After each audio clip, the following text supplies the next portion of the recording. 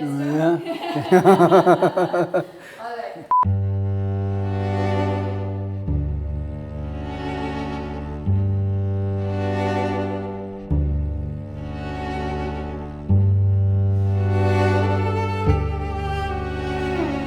So the house is called Brick Little House. It was supposed to actually be Big Little House, but then we decided to put the brick in there.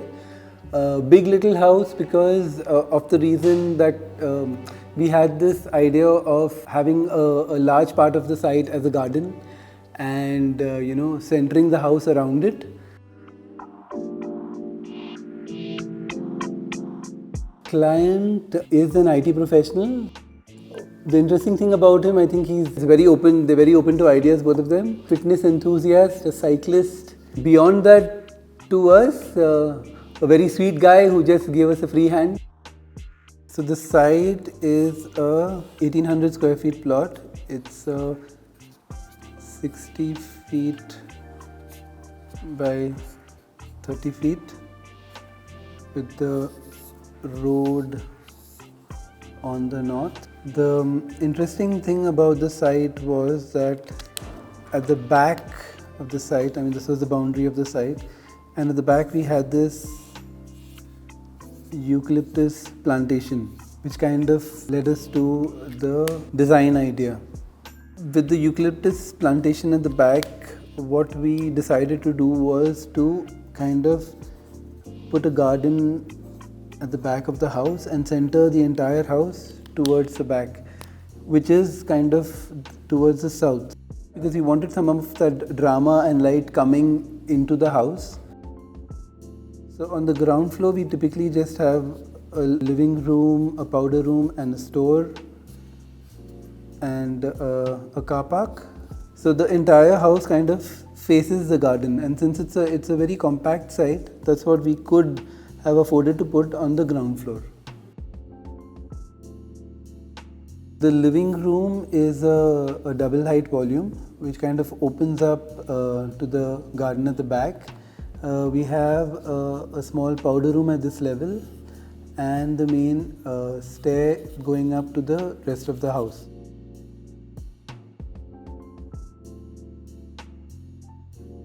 The idea was that when you enter the house, you don't have any clue about this big garden space at the back. So when you enter the main door, there's this great reveal of this double height volume, and this big garden scene at the back. So that connect from the street through the living room to the back was one of the ideas that we tried to bring forward here. As the architectural palette was kept earthy and grey and neutral, to bring in some amount of color, what we did was, as you can see, the console here is in a bright blue, so that adds like a splash of color. Otherwise, everything is kept quite neutral. So this is a custom-made piece which is done in Duco with a solid wood top, and the other furniture though is sourced, but again we've kind of kept this neutral so that there's just a few elements that pop and everything else kind of stays to a neutral palette. The rug just adds a little bit more of a textural quality, which is, compared to the floor, is a little rougher and brings a difference in terms of a shiny element to a rough rug. As one moves up from the ground floor, the mezzanine floor, again opening up to the garden space at the back, that being the center of the design. So this is the family and dining space, and on this side you have the kitchen and the utility. The living room being a double height volume, the family and dining and the kitchen connect to the living room and onto the garden at the back. So the reason why we did this was that, the site being small, we wanted to create a feeling of a larger space. So how we achieved that was, if you look at, we have this car park space on the ground floor and it doesn't need a full floor height. So we squished this volume down and created the family and dining just above it. What that did was, it didn't create a very tall volume for the living room. So the living room is not really a double height, it's like a 1.5 floor volume.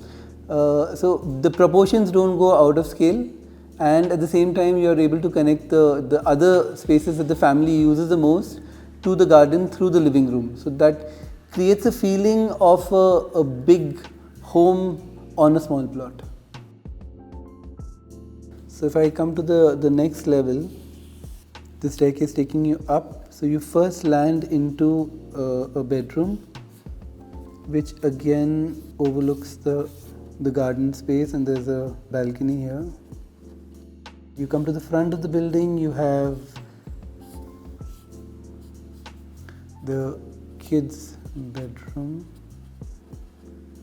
So as we have a split level, this bedroom is kind of sitting over the living room, and you climb a few steps and then you come up to the kids' bedroom, which kind of sits on top of the family and dining and kitchen area. This has a balcony opening up to the street. So the kids area gets a nice east light coming into it in the morning, so that adds to the space as well. Due to Vastu, we ended up with the utility like facing the street, and so to screen the utility and at the same time have it functional, we created a jali wall, and that jali wall basically continues up to the kids' bedroom as well. But we didn't want to lose a connection to the street, so what we did was we created this big opening from the balcony to the street, which almost acts like a big cutout in the jali wall, and creates it's a bold gesture of creating a connection between the balcony and the street. So once you come further up from the kids' bedroom, again as it is a split level, you come up to the last part of the house, which is the master bedroom. So the master bedroom has a walk-in wardrobe, and it kind of looks towards the eucalyptus plantation at the back. So since it's a little higher up, I mean the focus more would be on the plantation at the back. And so once you climb up to this level and you take another flight halfway up, you come to an open terrace space, which again looks onto this street beyond. And the jali wall over here kind of becomes a parapet for the terrace area. Basically, by creating the split levels, what we've been able to achieve was a lower volume, though the entire building is like 3 floors high. Because the master bedroom is kind of tucked in at the back, you only see like a 2-floor volume above the ground floor. So it kind of makes it smaller in scale, which helped the overall massing. So we put ourselves in the client's shoes, and see how after a day's work, how do you come back to a space where you can unwind, be with your family, how the whole dynamic works. So you basically put yourself in their shoes and see how they would want the space to be, and then design from there.